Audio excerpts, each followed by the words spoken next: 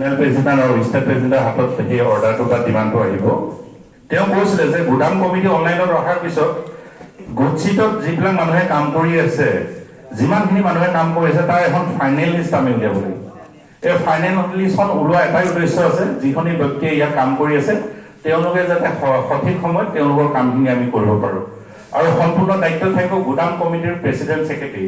আমি গুদাম কমিটি যিখন পাতি দিছোঁ, এই গুদাম কমিটিখনৰ দায়িত্বত এই যিখন আমাৰ ৱৰ্কাৰ্ছ যিখন লিষ্ট ওলাব অনলাইনত, যিখন আমি ৰেলৱে ডিপাৰ্টমেণ্ট আৰু শ্ৰম মন্ত্ৰালয়ত যিখন আমাৰ জমা হ'ব, সেই লিষ্টখনৰ আধাৰত অনাগত দিনত আমাৰ যি ৰেল যি আইডেণ্টিটি কাৰ্ড, যি আমি আইডেণ্টিটি কাৰ্ড পাব লাগে ইণ্ডিয়ান ৰেলৱেৰ পৰা, আৰু শ্ৰম মন্ত্ৰালয়ৰ যি মেডিকেল পাব লাগে, এই গোটেইখিনি সুবিধা আমি উপলব্ধ হ'ব।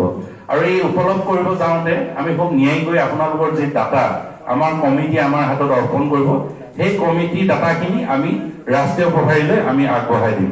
সেইকাৰণে আপোনালোকক অনুৰোধ জনাইছোঁ, আপোনালোকৰ কিছু যদি কিবা তাতে ভুল ত্ৰুটি থাকিব পাৰে, কোনোবাই কিউআৰ কাৰ্ড পোৱা নাই, কিউআৰ কাৰ্ড পাইছেও যদি তাত কিবা ভুল থাকিব পাৰে, আপুনি কমিটি যি আমাৰ আমি বনাই থৈছোঁ প্ৰেচিডেণ্ট ছেক্ৰেটাৰী, তেওঁলোকৰ লগত সহযোগ কৰিব।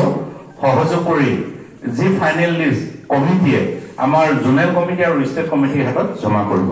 সেইকাৰণে মই সভাপতি ডাঙৰীয়াক অনুৰোধ জনাইছোঁ, অতি শীঘ্ৰে আপোনালোকে এখন ইয়াতে মিটিং পাতিব, গোটেই কমিটিৰ যিকেইজন সদস্য আছে, আৰু ইয়াৰ যি কাম কৰা গেং লিষ্ট আপোনালোকৰ হাতত জমা আছে বা আমি জমা কৰিছোঁ বা আপোনালোকৰ আছে, গোটেইখিনি খুব ন্যায়কৈ আপোনালোকে আমাৰ হাতত জমা কৰিব, যাতে কোনো এজন ব্যক্তি ইয়াত কাম কৰা ব্যক্তি যাতে ৰৈ নাযায়।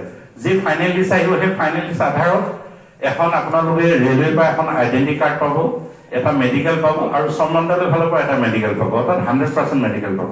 এই দুটা বস্তু বৰ্তমান খুব কম দিনৰ ভিতৰত আপোনালোকৰ সন্মুখত ভাৰতীয় ৰেলৱে মাল গুদামে আপোনাৰ ওচৰত দিব বুলি দিছে। সেইকাৰণে আজিৰ বিশেষ উদ্দেশ্যটো আপোনালোকক কোৱাৰ প্ৰয়োজন আছিল কাৰণে আপোনালোকক আজি ইয়ালৈ মাতি আনিছোঁ। ইয়াৰ পিছত আমি দীঘাৰো যাম, বৰাহত যাম, তেতেলীত যাম, জাগিৰোড যাম। সেই মৰ্মে গোটেই মানুহখিনিক আমি ইয়াতে জাগ্ৰত কৰিব লাগিব।